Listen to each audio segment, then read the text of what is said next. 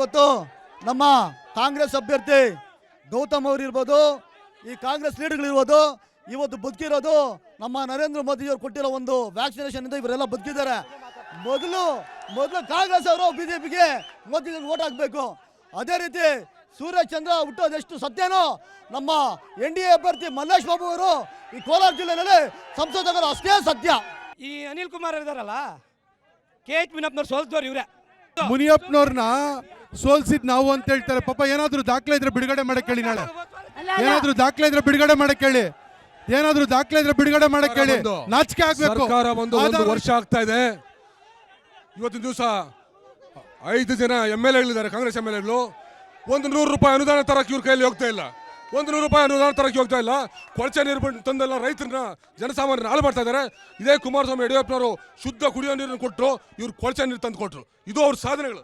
ಕೊಳಚೆ ನೀರು ಅಂತ ಹೇಳ್ತಾರೆ. ಇವತ್ತು ಗ್ರಾಮೀಣ ಪ್ರದೇಶದಲ್ಲಿ ನಾವೆಲ್ಲ ಓಡಾಡ್ತಾ ಇದ್ದೀವಿ.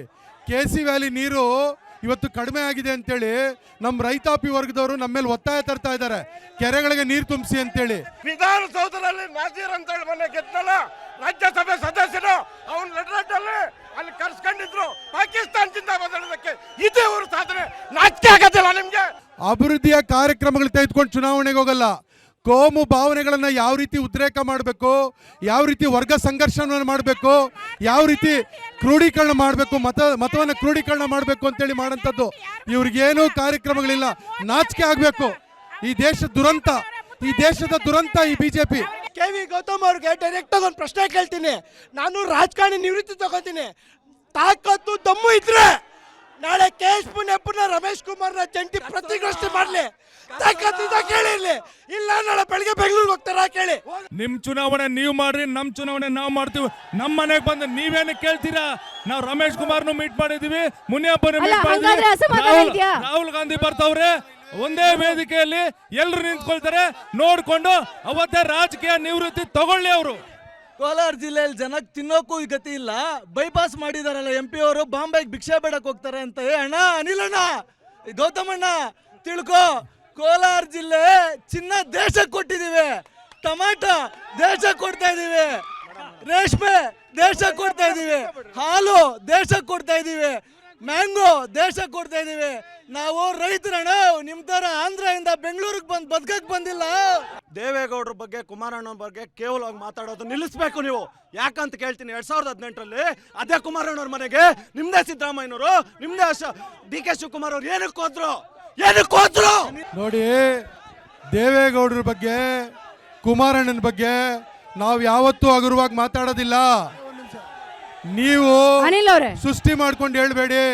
ನಮ್ ನೋವೇನು ಅಂದ್ರೆ, ಈ ದೇಶದ ಪ್ರಧಾನಮಂತ್ರಿ ಆದಂತ ಒಬ್ಬ ದೇವೇಗೌಡರು, ಈ ರಾಜ್ಯದಲ್ಲಿ 2 ಬಾರಿ ಮುಖ್ಯಮಂತ್ರಿ ಆದಂತ ಕುಮಾರಸ್ವಾಮಿ ಅವರು, ಅವ್ರ ಮನೆ ಬಾಗ್ಲಲ್ಲಿ ಯಾಕಪ್ಪ ಹೋಗ್ಬೇಕಾಯ್ತು 3 ಸೀಟ್ಗೆ? ನಿಮಗೆ ಶಕ್ತಿ ಇತ್ತಲ್ಲ. ನಿಮ್ಮ ಕುಮಾರಸ್ವಾಮಿನೇ ಹೇಳಿದ್ರು, ಹಾಸನ ಮಂಡ್ಯಕ್ಕೋಸ್ಕರ ನಾನೇನು ಹೋಗೋ ಅಗತ್ಯ ಇಲ್ಲ ಬಿಜೆಪಿ ಮನೆ ಬಾಗಿಲಿಗೆ. ನಮಗೆ ಶಕ್ತಿ ಇದೆ, ನಮ್ಮ ಸ್ವಂತ ಕಾಲಿನಲ್ಲಿ ನಿಂತ್ಕೊಂಡು ಹಾಸನ ಮಂಡ್ಯ ಗೆಲ್ತಕ್ಕಂಥ ಶಕ್ತಿ ಇದೆ ಅಂತ ನಿಮ್ಮ ಕುಮಾರಸ್ವಾಮಿ ಹೇಳಿದ್ದು.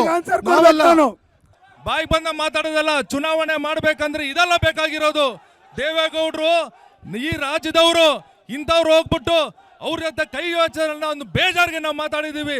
ಯಾರ ಜೊತೆ ಸೇರಿದ್ದಾರೆ? ಕೋಮುವಾದಿಗಳ ಜೊತೆ ಸೇರಿದ್ದಾರೆ.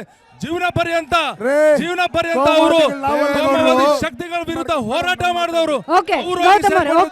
ಬೇಜಾರು.